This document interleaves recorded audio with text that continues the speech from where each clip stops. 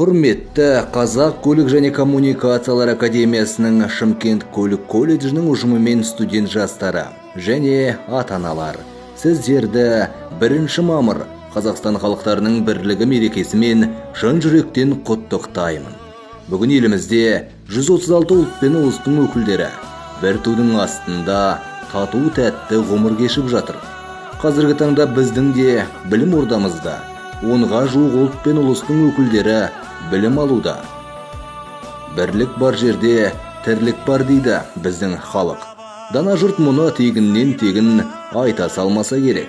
Қазіргі таңдағы бейбіт тірлігіміз ұзағынан болғай.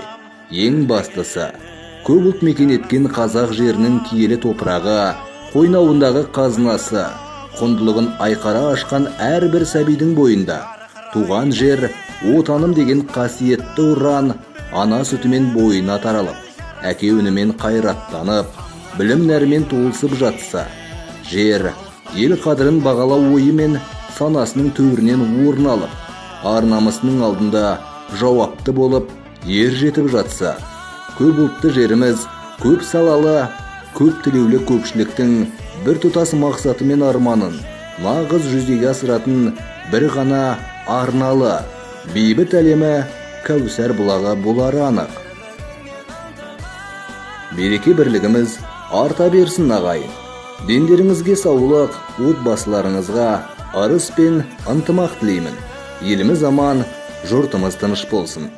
Құрметпен колледж директоры Ақкөзов Әбдіжәлел Әбутәліпұлы.